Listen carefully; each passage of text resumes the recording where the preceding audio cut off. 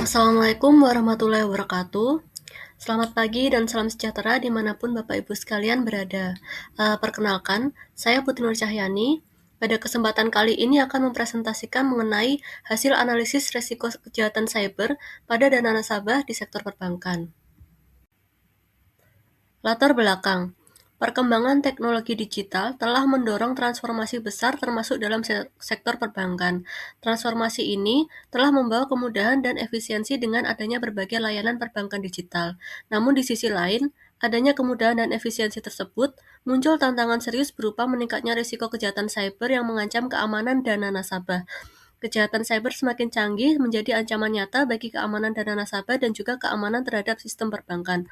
Berdasar latar belakang tersebut, fokus permasalahan antara lain bagaimana metode kejahatan cyber yang dihadapi, bagaimana penerapan manajemen risiko dalam mencegah dan mengendalikan risiko kejahatan cyber, dan apa yang mempengaruhi tingkat efektivitas pengelolaan risiko kejahatan cyber terkait dana nasabah di perbankan. Kemudian, metode penelitian yang digunakan yaitu kualitatif dengan pendekatan kajian studi kasus dan pustaka. Berdasarkan hasil penelitian dan analisis, berdasar data FS-ISAC, industri keuangan merupakan target utama serangan cyber global dengan lebih dari 30% menyasar lembaga keuangan setiap tahunnya. Kejahatan cyber atau cybercrime meliputi phishing, farming, spoofing, keylogger, dan juga sniffing. Pendekatan teori yang digunakan yakni manajemen risiko.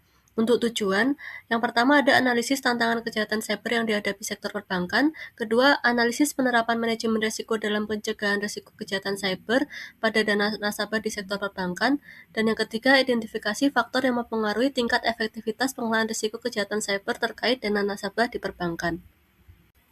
Selanjutnya, kejahatan cyber di sektor perbankan saat ini menunjukkan pola yang semakin beragam dan kompleks. Pelaku kejahatan tidak hanya menargetkan sistem perbankan secara langsung, tetapi juga memanfaatkan perangkat nasabah sebagai media serangan.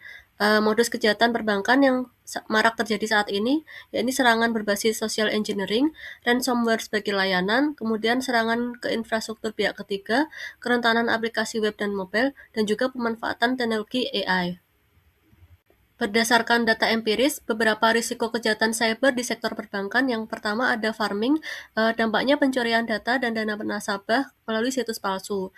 Jenis risikonya yakni operasional dan keuangan. Kemudian ada spoofing, dampaknya pemalsuan identitas dan penyalahgunaan informasi nasabah.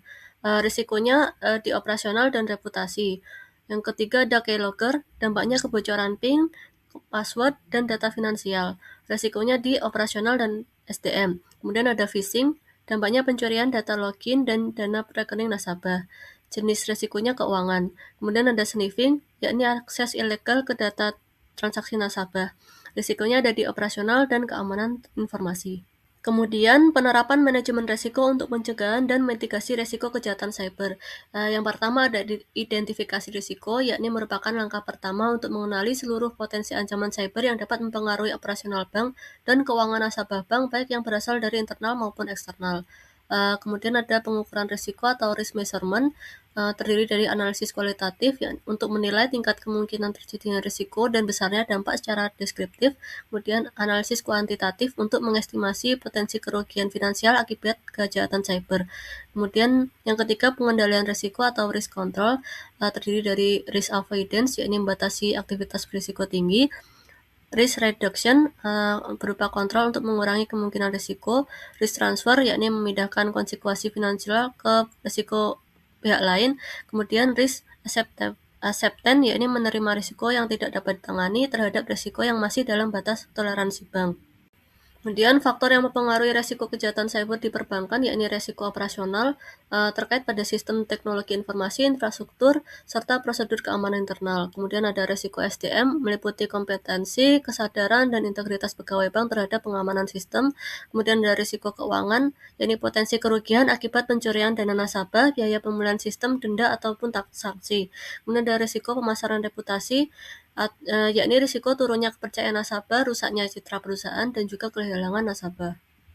Berdasarkan hasil analisis dapat disimpulkan, perkembangan teknologi digital pada sektor perbankan memberikan berbagai kemudahan dan manfaat, namun diikuti oleh meningkatnya risiko kejahatan cyber yang semakin kompleks dan mengancam keamanan dana nasabah.